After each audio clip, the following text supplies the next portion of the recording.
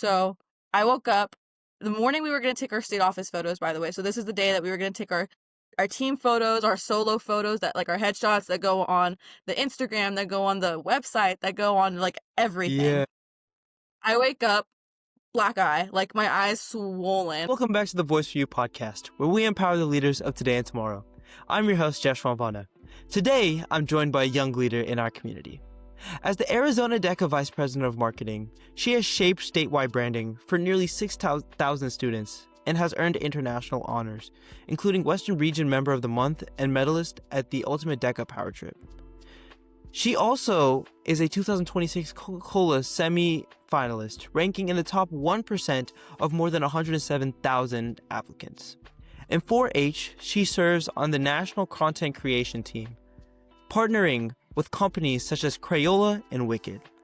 And as the co-founder of PopRush, she has helped secure ASU pitch funding for a student-designed innovation, with leadership roles including also FBLA and FCCLA, as well as a standout voice in youth leadership and CTE excellence. She is Miss Abby Herrera.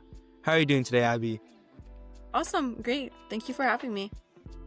Definitely. No, thank you for coming onto the show. It truly does personally mean a lot to me that, you've taken a chance on us and, came on here to share your words of wisdom to the rest of the world.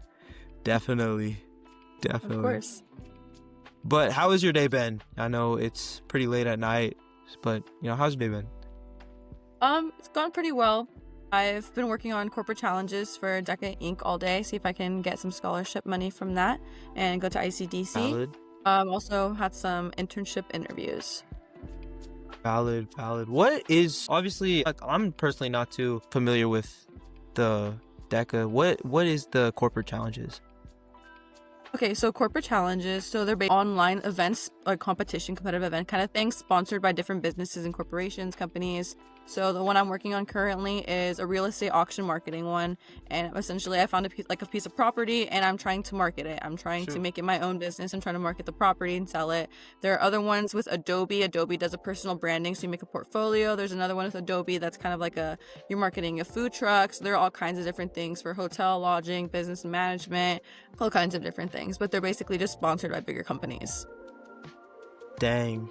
And then do these companies has there ever been an instance where the company uses the work that's submitted for their actual use? I'm not completely sure. I'm not sure. I haven't heard anything about that. Maybe there is, and it's just gone over my head. I don't know about it, but I know on the kind of side for the students and the DECA members is if you place top 3, then you get a certain stipend to go to ICDC. You get top 3 get to go to ICDC, so that's another way to kind of go without competing or through SBE or our school-based enterprise. Oh shoot, okay, yeah, that seems really interesting, especially because I know ICDC usually happens April or May, so and it's obviously any national conference like that is a big deal, and it's definitely a whole different vibe compared to your state level stuff, so definitely. But before I start the interview, tell me a little bit about yourself, your hobbies, your passions, and who you are as a person. So a little bit about me. I'm a senior currently at Ironwood High School. I'm actually enrolled in 3 different schools. So I'm enrolled in basically a magnet school. So it's a professional academy, and we have all different kinds of strands. So there's bioscience, medical, global business, engineering, and I'm currently in the global business STEM. And so all of the high schools in our district, they're kind of they're magneted there. And so they have the opportunity to go to one of those strands. And like I said, I'm in global business. So I'm at my own high school in there, and I'm also dual enrolled taking college classes. So I'm a pretty busy person. I don't really have time for hobbies, but the things that I'm passionate about, I have my own business, so I'm very passionate about doing that. I own nonprofit, so I've been doing a lot of work with that, trying to prepare. I have a national conference coming up that I'm trying to prepare a workshop for. Also volunteering. I love volunteering no matter what it is. So I'm very passionate about volunteering when it comes to agriculture, when it comes to civic engagement. So that's kind of stemmed from different projects I've done in organizations like 4-H. Definitely. What is your business about? So I have a couple. So at the beginning, you mentioned Pop Brush. Pop Brush is a business that's with this program called Epics, and Epics is branched off from Arizona State University, and you can get pitch funding from it. So there are a certain amount of projects or like business pitches, and they'll get pitch funded. And basically what ours is this is something we do at the Met Professional Academy that I was just mentioning. So Yes. we design a piece of silicone that goes on a hairbrush, and it's used for just everyday consumers and also hairdressers. And they put the piece of silicone on their hairbrush and they snap the back of it on, and they put it on before they're brushing their hair, and then when you take it off, it gets all the hair off of it. So it's kind of just like we found a problem, here's a solution for it kind of thing. And then another one is I actually breed English bulldogs. So I'm very passionate about animals, animal science, agriculture, that kind of stuff. So this is something that I've been doing since about 4th grade. And so this is one of the businesses that I'm working with. Okay. How many bulldogs do you have right now that you're working with? They're definitely 20 to 30. Okay. I can't think off the top of my head. I've had litters coming in and out the past couple weeks. Definitely. Have you ever had that like one bulldog that's like, oh my god, I can't leave him? And then like, have you? Yeah. That's one of the hardest parts about this business. We have I have one girl, and something that my family, because we also have a farm, so something that my family kind of just lives by is, if it doesn't have a purpose, then why not have it here? So if we have chickens and they're not laying eggs anymore, then we'll find another use for them. But like that specific dog, like she's old now, but we still keep her because she's part of our family. She's family. Exactly. Like you can't get rid of them. Exactly. I feel like with dogs too, you just gain that, personal connection with them. My family, we don't have I don't have like a pet at home, but we do a lot of dog sitting, and there's this one dog that comes like basically every other week. Like this is his, how elderly have like their vacation home in like Mexico or something like that, and this is basically his vacation home. He's here like every 2-3 weeks, just chilling here because his parents are out of town, but he's basically like a part of our family. And you gain that personal attachment, especially to dogs. So definitely. But before I go into the more serious questions, I like to start my interviews off with an icebreaker to soften the mood and break the ice. And they're usually like the corny type of icebreaker questions, so the basic ones. So if you could describe yourself as any pizza topping, what would you be and why? It's the common one. See, I don't like pizza. Fun fact, I don't like pizza. Really? Yeah. Do you mess with ice cream? Yeah, I do. Okay, then we can switch the okay. So no, we it's can fine. switch I'll get to the pizza one. That was just fun fact for the day. It's a head scratcher too, that's for sure. I'm gonna go with sausage because I love sausage. Also, I feel like it's kind of like it's everywhere. Like it's not just on pizza. It's always on like different things. It's like incorporated into different meals, and that's kind of like me. Like I'm all over the place. Valid. Personally, I've never had sausage before. I'm a Hindu, so we can't eat beef or pork. So I've never had sausage before. I've had turkey sausage, never like straight up sausage before. But I remember like this exact same question. They asked me this during my FBLA state officer interviews, and I sat there like I was trying to, because obviously I'm not gonna sit there and quiet for like a minute straight, So I came up with the craziest answer. I said I can't define myself as a pizza topping but I define myself as the whole pizza, because not one singular topping can define me as a person. Some philosophical stuff. Some philosophical stuff just came out of my mouth, and I left that meeting so proud of myself. Oh my goodness. It was a different vibe for sure. That's like LinkedIn worthy. Like that's so tough. Yeah. Wait, that's like really good. Yeah. I mean, you just gotta think outside the box, because I remember I was sitting on like the bus with my friend, and he asked me a question like this too. He asked me like, if you could be any utensil, what would it be? I said spork. He told me that's the worst answer anyone could give ever. He flamed me for 5 minutes straight. No, sporks are tough. Hello? I mean, the thing is, when they asked those kind of questions, he was saying that you have to be like, think outside the box. You got to be more specific. Like, if I could be a utensil, I'd be a yellow kitchen frying pan because this. And there's a lot of detail. Obviously, I'm not trying to look for all that detail because who's thinking of all that detail in like a minute? Like, what? Some crazy stuff for sure. For sure. But, like you did mention, you are a current senior. Which means, even though, it's been a semester, you're pretty much done with 4 years of high school because who really thinks about the second semester? Second semester is just supposed to be like chill and stuff.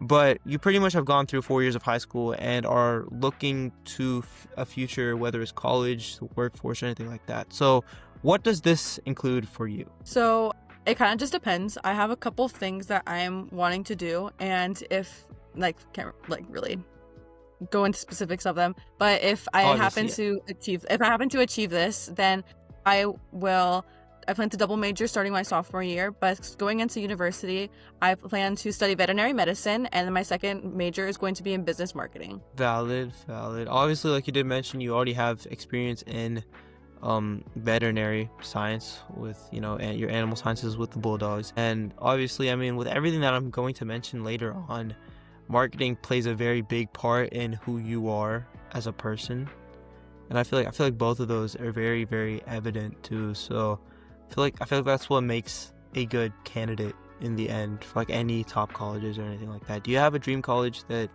you have in mind, or is that confidential? Or yeah, we'll go with confidential for now. I'm kind of like confidential. That's valid. That's valid. I don't know. Valid. Like I feel like if I just put out into the world where I want to go, it's just not gonna happen. No, that's fair. That's what my parents be telling me too, but I have a big mouth and I have told way too many people to keep it a secret. So at this point it's just whatever. If it happens, it happens. If it don't, it don't. But just in case, we'll see. I guess we'll see next week when ED comes out. It just so I don't keep you in any anticipation or anything. Oh, so you ED'd? Okay. See, I was thinking about EDing, but I got scared, so I didn't ED. I'm gonna do RD, and I should be more scared about that. So we'll see how that goes. But thank you, and good luck to you as well. ED. Thank you. ED is not an easy match at all whatsoever. But you're cracked in my opinion with everything. So I think you'll be fine. Such as serving as Arizona DECA as its vice president of marketing. And obviously, as a state officer myself, I know that for me, I'm more than halfway through my term. And for you, because I know state conference is in February usually for DECA. So that means you're this close to being done with your term. Oh my God, it doesn't feel like it. That's so crazy. It genuinely does. If you they told me that I'm halfway through my term, I was like, yo, I swear to God, I was on stage the other day receiving this honor. Oh my God, what? I don't know how it went by so fast. I still have so much I want to do, and I not enough time. Exactly. But how has your term looked like so far? And do you have any stories that you are willing to share? Any fun ones, any serious ones, any stories at all whatsoever? I think, I walked into state office and I was obviously very excited. I didn't think I was going to make it. So a little background context, I'm the first person from my school to ever run for state office, to ever be on, apply for a state council, just do anything major. And I got in. So I didn't think that was going to happen. I'd already accepted defeat by whenever they were calling up the state officers on stage. I was like, that's fine. I've already accepted defeat. I know I'm not going to get it. But then they called my school and they called my name. And that's when I realized oh my gosh, I actually get to do this. And so I've always been very passionate, very excited about it. I love DECA. I'm super passionate about it. And as soon as we figured out our roles, so we don't run. I know it's different for each association, different for each CTSO, but we don't run for positions. We just run to be on the team. Yes. And so when I found out that I got marketing, everyone kind of knew I was going to get marketing because that's what I did. I was on the public relations state council. I do marketing for 20 different organizations at local, state, national level. So it was kind of just a given. And I got the role and I just went with it. So I started doing marketing Mondays, and that kind of didn't really end up continuing for reasons, but I really liked how I was putting something out there that people liked. So a big thing about me is I don't like running social media accounts and them not having themes, of them not having branding. So I branded Arizona DECA. I got us a brand. Everything's matching. We have Go the Extra Colors, which is our theme. And yes. I started filling it up, the account, so much that the other state officers were like, Abby, you got to chill. Like, it's so saturated. There's so much going on right now. So you have to calm down, which is kind of why Marketing Monday stopped happening. But it's just always been kind of go for me. What was that? That's valid. I mean, yo, I'm telling you, your state officer friends they just haters. They see the work you're putting out. That's it. Trust.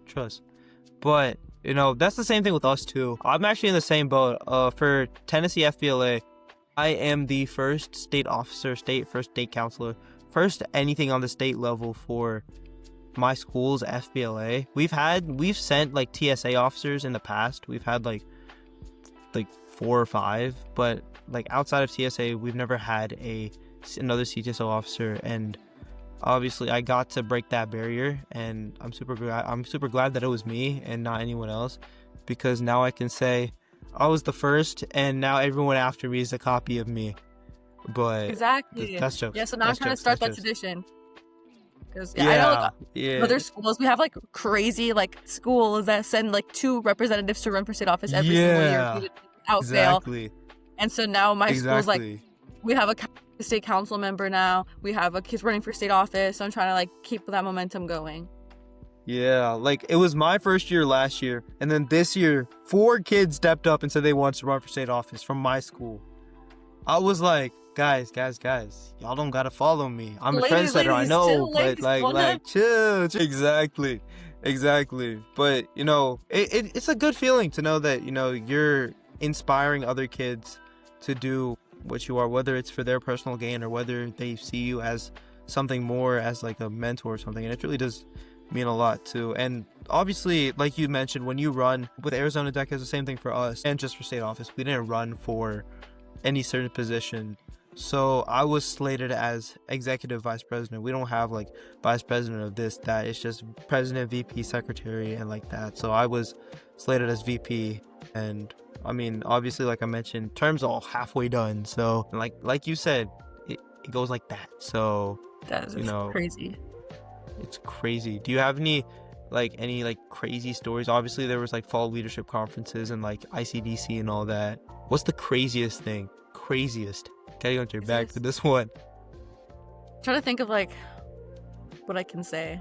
Okay, so we have this thing called Soldi, and this is our state officer. I know Tennessee does this because I saw my friend Gabe. He's from FFA, so I saw that. Like, I know you guys do like an all CTSO training, so we had something like that. It's called Soldi at the beginning of June. And one of my fellow state officers, her name is Kendra. She's our vice president of hospitality. So I woke up the morning we were going to take our state office photos, by the way. So this is the day that we were going to take our team photos, our solo photos, that like our headshots that go on the Instagram, that go on the website, that go on like everything. Yeah. I wake up, black eye, like my eyes swollen. Sure. And everyone was like, oh my God, because Kendra and I always share a bed for our conferences. They're like, oh my gosh, Kendra beat Abby in her sleep. And so I wake up and so Karina, another one of our state officers, she had a meal from the day before in the fridge. And so I put it in the freezer for a little bit, and then I'm just holding up her meal to my eye for like 2 hours, trying to get my swollen eye to go away before photos. Yeah. Oh my God. And we didn't even end up taking all of our photos that day because we were missing 2 state officers. I mean, that's a good thing though. I mean, that means the swollen eye. Are the ones with the swollen eye, like, did you use those or did you use any separate ones afterwards? But the photos? Yeah. No, we didn't end up taking photos that day. We were missing a couple of state officers, so we waited until ELS, one of our national conferences that we had in the summer. Yes. Yeah. Oh yeah, I do remember seeing that. I mean, that's a good thing though, cause oh my gosh.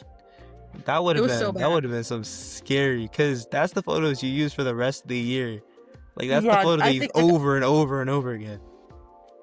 Oh my gosh. I get so scared at the thought of it. It would have been horrible because I use that photo for everything. Exactly. I know, yeah, we have the same thing too. We call ours Salt. I remember it wasn't anything crazy, but you know, the only good photo that I got from that was on my left side, so this side. But the thing is, the rest of my team got their good side on their right side, and my right side was absolutely chopped. So now if you go onto the Tennessee FBLA website, everybody looks good except for me because I tried on my left instead of my right. And it's like the right, the whole, like for everything. So it's like, dang, but hey, everyone got their pretty side. My pretty side is just different for everyone else. I'm a trendsetter. What can I say? Exactly. Definitely. But, obviously, like I've mentioned, you are almost done with your term. So how do you believe your work with DECA, not just on the state level, but, prior to that as well, how do you feel like your work with DECA has impacted you as a person? I think it's impacted me by like just being able to know and realize like this is so cringy, this is so like corny, but I feel like I have impacted myself by knowing and like acknowledging that I have impacted other people and that I've had like a positive impact on them, some sort of positive effect on them. So an example, so we have this school called Window Rock, and all of the state officers were kind of based in Phoenix, so that's like the middle of Arizona. Okay, so this is gonna be Arizona, right? And Phoenix is here, this is where a lot of us are, and we have one who's like kind of south, but everyone else is just kind of like close together. And we have one school called Window Rock, and it's on the border of New Mexico, so it's 4 hours away, like the corner. And they hadn't had a chapter visit in like 13 years. And another state officer and I, we were going through chapter visits, and we had a list of all the chapters in Arizona, and all of us were putting our names next to which ones we wanted to go to, and that was the only school that had nobody next to it because no one wanted to drive 4 hours. And so another state officer and I, we made a 2-day trip, and we went for a chapter visit, and we walked into a restaurant because we met with their officers the day before the actual chapter visit. They were so happy. Like, they were so excited. I had followed all of them on Instagram before the chapter visit. They were all fangirling over us. It was so fun. I just had their district conference the other day. It was like, I just love seeing them so much. They're all my children. I don't know. I like just because like they hadn't had chapter visits in such a long time. One of the girls ran for state office last year. Like, they're just so secluded from all the other chapters, from the state officers, just from everything. All of our conferences are in Phoenix as well, because that's our capital. That's where everything is. All the chapters are kind of surrounded. Obviously. And just them being able to feel like they were included, like they were being able to meet with state officers, like it just made me so happy. And I'm really close with the officers today still. I mean, obviously this 4-hour drive, that is a very long drive, and personally I feel like I can attest, like I can connect to that too, because like I'm based in Memphis, Tennessee, and everything usually happens in Nashville or Chattanooga. Chattanooga is a 6-hour drive for me. Nashville is 3.5. So whenever I have like FBLA work, I have to travel from Memphis to Nashville or Memphis to Chattanooga, and it is a lot of work. And I feel like, especially too, chapter visits, when you do go for a chapter visit, they treat you with a lot of respect. Like, a lot. You feel like a celebrity walking in. Like, for sure. I remember I went to one chapter visit, and I didn't even know that it was like customary to give gifts, but I got a whole goodie bag afterwards, like a hat, like food. I was like, yo, I wanted to be here. You don't need to give me all this. Like, I wanted to be here. And then it's like the bonds you create afterwards too. Like, obviously, like you mentioned, you still are in contact with them to this day, and 13 years is a very there are a handful of their officers. Like, I'll text them every single day. Like, I'm really close with them, and I feel like that's just, I don't know, it just makes me happy knowing that wouldn't have been able to happen, and it hasn't happened to any of their kids for the past 13 years. There's been no possibility of it happening. Exactly. And the fact that, like you did mention, 13 years without a chapter visit is crazy. That is a long time. It's a really long time. But the fact that you were able to, get it done brings peace to them, and it brings peace to you knowing that you fulfilled too. That's really how I feel like human nature works in the end of the day, just bringing peace and smiles to everybody, no matter the cost that you have to go. That's what I try living by. You make people smile and you move. That sounded corny as heck. That is my bad. But right. It must have been. But yeah, I don't know. I like philosophy. Is just interesting. It's just interesting to talk about. But along with DECA, you also serve as a national 4-H Clover content creator. So how did you get involved with 4-H, and how did you get to the position of being a national level content creator for them? Okay, so 4-H,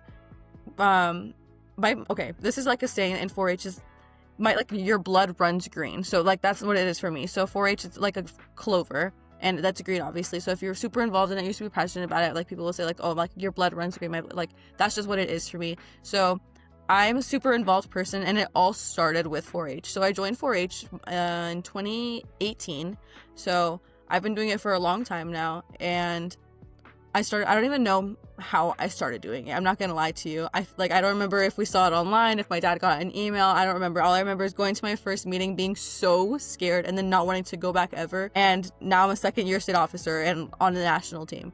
So my journey through that is I started my first couple of years. I was showing animals at the county fair, state fair, and now I do everything but that. So I've moved on completely from animals. I don't do any of that stuff anymore. I do STEM. I do healthy living. I do civic engagement, leadership, family and consumer sciences, arts and crafts, hiking, camping, all kinds of different random things. Horses, livestock quiz bowl. I just went to the international conference for that. So it's just why I've stayed in it is because there's so many opportunities. So if you ever heard of like the gift that keeps on giving, it's kind of like that in 4-H. It's like the opportunity that keeps giving you more opportunities. So I've had the opportunity to kind of see what I'm interested in and then grow from there. So I started taking vet classes in 5th grade, like vet science, like animal science classes as one of the projects. And I realized like, oh my gosh, I am so passionate about this. I want to keep doing it. And also with leadership. So like I said, I walked into that first meeting. I did not want to step foot in that room ever again. And the year after that, I became an officer. And the year after that, I was an officer again. And then I served 3 or 4 years as chapter president. And I realized like I can keep growing. And so that's kind of like when I was entering high school, like exiting middle school, and I applied to be a state officer, state ambassador, and I got that. And I just realized like I'm good at what I'm doing. I love doing what I'm doing. And so I kind of just like tried to see what else I could do at national level. So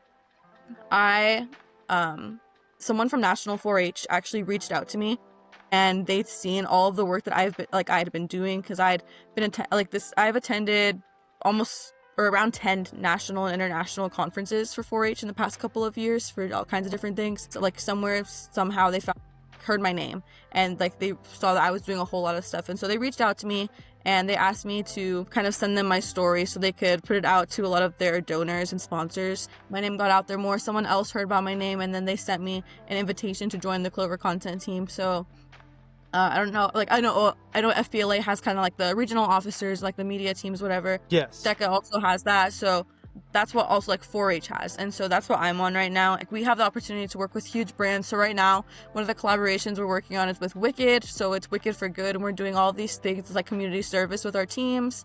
And we're putting it out there. Same with Crayola. We do things with Crayola, Tractor Supply Company. We've done things with Nickelodeon before. So that's kind of how my stuff, like my 4-H journey started and how it stemmed. Yeah, that actually leads perfectly into my next question without anything else. With 4-H, like you just did mention, you have worked with companies such as Crayola, Tractor Supply, Wicked, and Nickelodeon. What did you work on with Nickelodeon with? So Nickelodeon, I actually wasn't on the team. We hadn't started a content team at this time. So this is something that was started 2 years ago, and it was just kind of like a youth. Like, I'm gonna be so honest with you. I don't exactly remember what the details of the collaboration were. I just know that that's like a partnership that we've had in the past. As an example of one of the bigger businesses and corporations that we've partnered with. But Wicked, so I kind of explained that one a little bit. So Wicked for Good, where it's like 4-H for good. We're going out, we're doing community service with our chapters, with our state officer teams, with members, younger members, and we're doing this. So everyone puts up hearts, and it's 4-H for good, and we'll post that on our social media pages. With Tractor Supply Company, they sell clovers at certain times throughout the year in partnership with 4-H, and they'll donate all the money back to us. So they're just like all different kinds of collaborations that we'll do. Okay, that's nice. But with those different companies, what do you feel like, what in marketing strategies, what makes each company different? Like, how do you attack each and every single company? Because I know Crayola is like a crayon company, with arts and supplies. Tractor Supply is dealing with all the tractor stuff. So how do you, attack each one marketing wise? So the way we kind of go about each thing is just kind of, okay, so businesses, they'll have mission statements about what they're passionate about and what they'll give back to. So a lot of businesses, they'll give back to certain things. And Tractor Supply specifically, it's agriculture. And a lot of the students in 4-H, a lot of the 4-Hers are passionate about agriculture. And so they give money back to them. So if you don't know what Tractor Supply is, it's basically a store where a lot of FFA kids, 4-Hers, farmers, ranchers, they'll go to, they'll get feed, they'll buy chickens. It's like all kinds of random things. And they're kind of growing the next generation of them. For Wicked, it's Wicked for Good, and it's just helping us realize that we're also putting good into the world. So they're encouraging us to do so. With Crayola and Nickelodeon, that's kind of just focused on youth, focusing on their development, their betterment, and how they can develop and grow as leaders. Definitely. I mean, like you did mention, there's different ways to attack, and I mean, with each and every single one being different, leadership-wise, too, it does, take different strategies and all that, so definitely. But, alongside all of that, like we did mention earlier, with your businesses you have multiple different businesses, including being the co-founder for Pop Brush. So, obviously, you did mention earlier what Pop Brush was, but where did this idea stem from? Is there any funny story behind it, or any story behind it, or how did you get that idea to start Pop Brush? So we have a team of 5 of us. We have a team of 5 of us at that professional academy, and one of our our capstone, one of our projects that we had to do was find an issue and find a fix it for it. One of the other girls, we were just talking about, we'd stemmed away from the conversation. We weren't even talking about what we were supposed to be talking about. And then one of the girls was complaining about her hair and asking for a hairbrush. And we're like, boom, that's our product. That's our idea. That's what we want to do. So we kind of realized it there and just kind of went from there. We made a video. We kind of made a whole pitch for it. We designed prototypes, and we sent, presenting everything to ASU, and we had the opportunity to gain pitch funding. So they're going to give us some funding to buy the materials that we need to actually make it happen. We've also had people who are very supportive of us. So people from our district office, from CTE, like hairdressers who see the vision for it, and they're also funding for it. So it's just kind of it is something that started as a school project, and now we're kind of making the actual thing and putting it out there. Definitely. Do you have plans to keep increasing in the sense of market value and making it into an actual company, Shark Tank style or something like that? Not so much that, as much as my other one. So I have a nonprofit that's called Bite for Better, and that's kind of what I'm very passionate about, that I want to build up. But a lot of the other people in my group for that the Epics thing for ASU, they're sophomores, they're juniors. I'm a senior, so I'm going to be leaving next year, and they're going to be at the professional academy again. So it's kind of something for them to be able to do again. So less so for me and more so for them. Definitely. What is, like you just mentioned, you have a nonprofit. What is your nonprofit about, and what are you focusing on with that? Okay, so my nonprofit is called Bite for Better, and I started this because I was trying to think of issues. So for my DECA project last year, we found that there was a very low, very low comprehension for financial literacy in our community, in our schools, and we wanted to find something else that not a lot of people knew about. They didn't have a lot of education on, and something that I had been struggling with and working with was food nutrition, and I realized that this is something that I am very passionate about, and I'd love to help educate other people on, and I've had experience doing it before, and let's just see what I can do.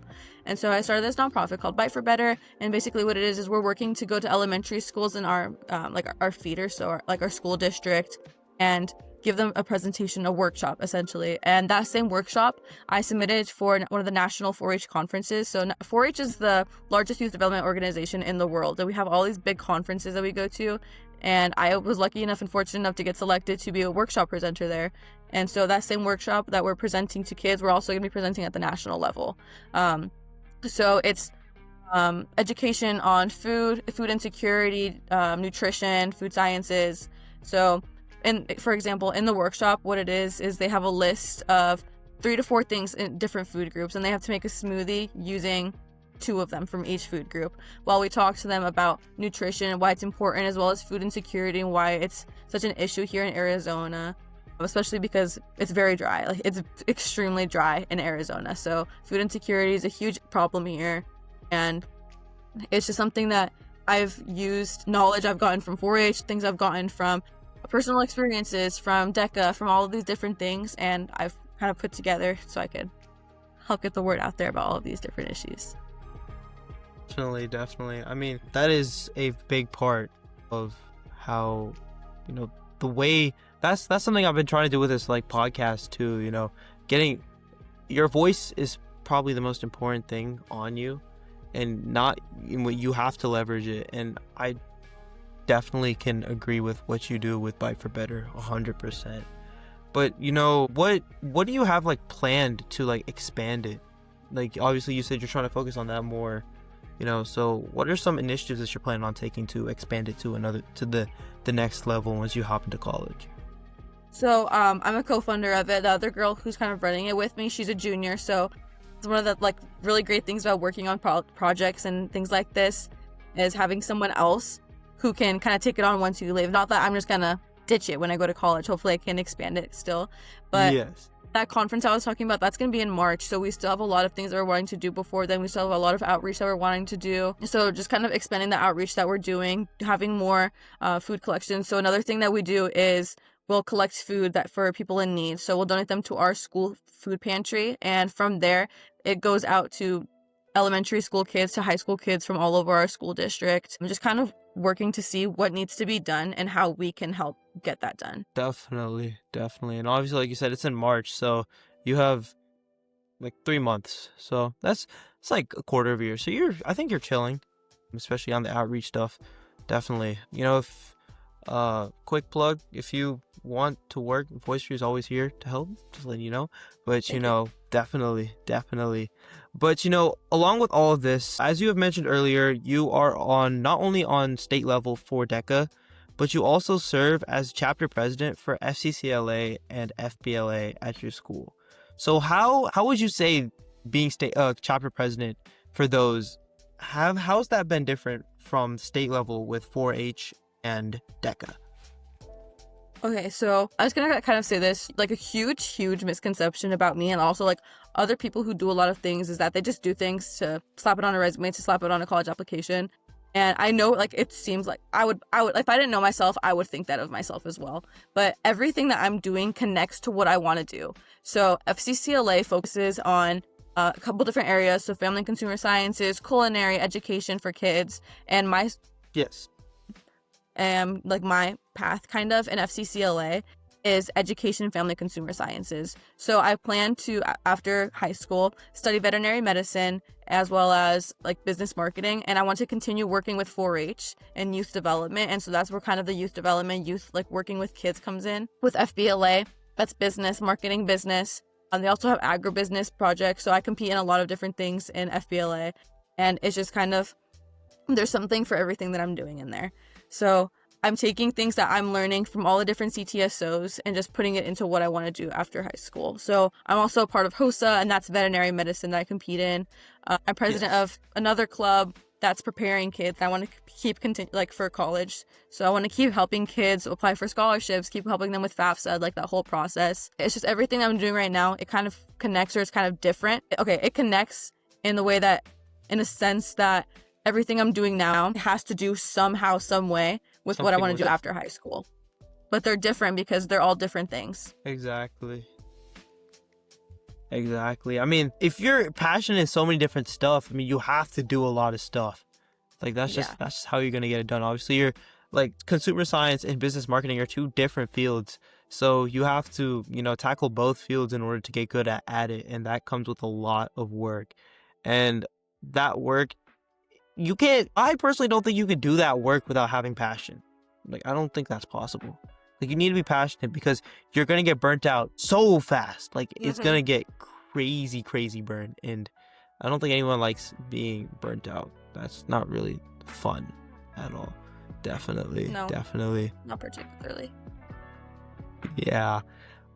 Is there like any, like, obviously, do you feel like there's a difference in what you've had to do with the other CTSOs compared to what you have had to do with DECA? You know, is it a lot more chill, or like what is some stuff that you have to do as chapter president for FCCLA and FBLA?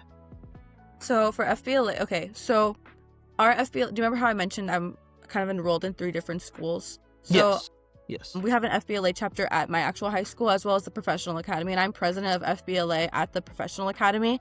That group of students will rotate every year or two because the programs there are 1 year, 2 year, you can switch programs, but not a lot of kids will stick with it. And so when people go into the host or the FBLA chapters there are new officers every year.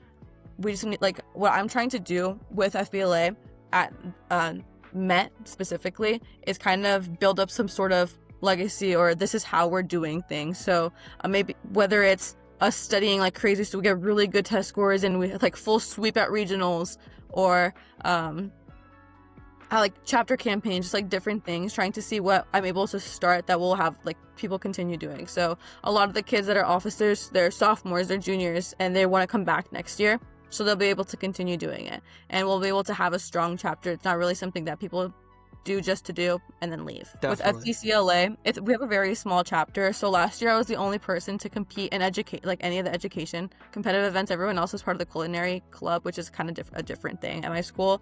But I was the only one to attend state for that and compete, and I got first place. And so I was also the only person to go to NLC for that. And so it was just kind of like figuring things out on my own. Whereas DECA, we sent like 15 kids from our chapter.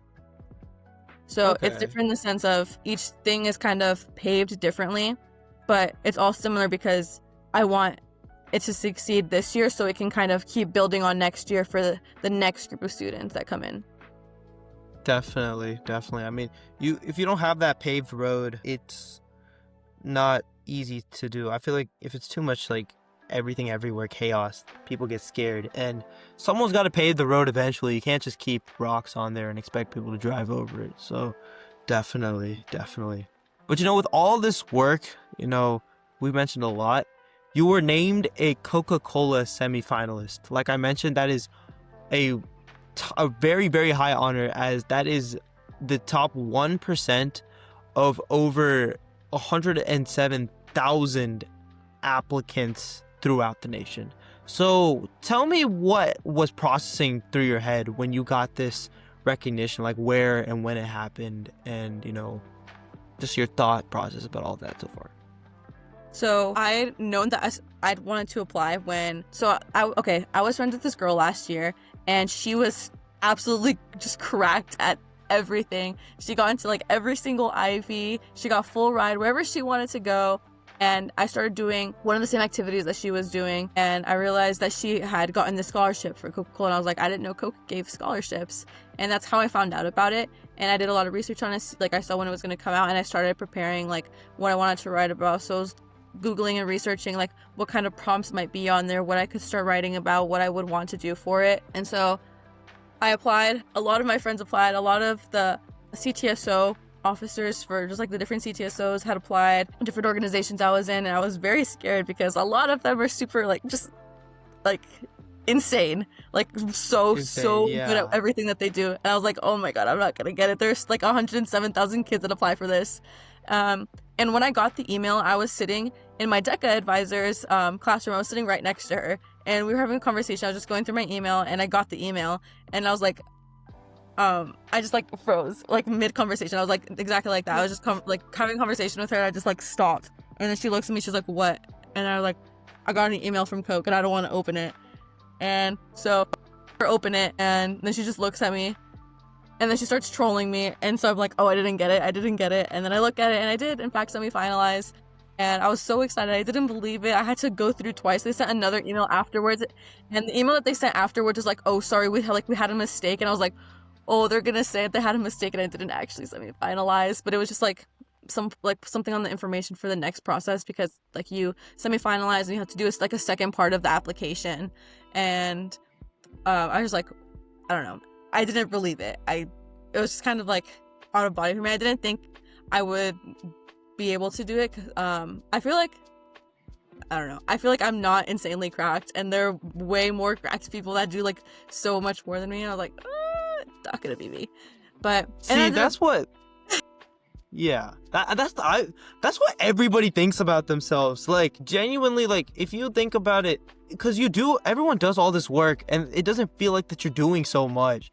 So it doesn't really feel like you're cracked per se, but like you look back, and it's like, whoa, I did all of this without even realizing I did all of this. Yeah. So it's crazy. Who was the Coke Scholar? Your friend? Sophia Lynn. She was Distinguished Young Woman last year, so it's kind of like a pageant, and I was part of that program as well. So it's basically a pageant. I think I've seen her name. Is she Forbes 30 under 30? Yeah. Was that her? Yeah, I did see her name. A bunch of the Coke Scholars did repost that. I did see that. Yeah, that's some crazy. Forbes 30 under 30 is crazy. That's some like. Oh my gosh. That's the level anybody wants to reach for sure. For sure. You know. Stars the limit. The sky's the limit at this point, you know. Definitely. But, you know, to round out this interview, the Voice for You podcast is about empowering the leaders of today and tomorrow. So what is some advice that you can give to students who want to achieve what you have, and any advice going forward? Just remember, something that I live by is stress is a choice. And it's something that my student council advisor says, and I think she's realized that I've misinterpreted it, and I haven't kind of just like received it the way she wants it to be. But stress is a choice, and if you know that you're not going to be able to do something, then don't overcommit yourself. But if you know that you are passionate about something, and that there's something that you truly want to get done, or that you want to help have an impact on, do it. Try your best to do it. And if not, then the outcome may not be what you want it to be, but you still know that you would have tried, and you won't have any regrets. That's valid. Like you mentioned stress. If you're truly passionate about something, stress is not gonna happen. You know, if you're truly passionate about something, you're gonna keep going and going until the wheels fall off. And when you are doing something you're passionate about, I believe that work becomes play, and it becomes a lot easier to do. You know, obviously, I think you would agree too, especially with everything you've done with your consumer science with 4-H, FCCLA, the Bulldogs, to business marketing with DECA and FPLA. But, you know, like you mentioned, stress is, you know, just a choice, and everyone has their limits. And I mean, if you're up for the challenge, you're up for the challenge. You know, exactly. Definitely. But, you know, once again, Abby, thank you so much for joining the podcast today. It truly does mean a lot to me that you came on and shared your story and your words of wisdom. And, you know, I'm wishing you the best of luck on your future endeavors with consumer science and business marketing, and that ED next week. 100%. I believe in you. Don't worry. I definitely believe. What day does that come next week? Is there a specific day? 18th. Next Thursday. Okay, so you have a few days to breathe in, breathe out. Just let in, let out. But I know you got that in the bag. Don't worry. Here, Thank you. Knocked on one for you, just in case. Definitely. But, you know, once again, thank you so much for joining the podcast. It truly does mean a lot to me. And, you know, once again, thank you so much. Thank you so much for having me. I had a great time, and I'm glad that I was able to support your Voice for You. I've seen how it's kind of taken off from like the different kind of sections of what you're wanting to do. So like the Cook Scholar and just like different youth and people who are involved in different things. I don't really know what I'm trying to say, but thank you.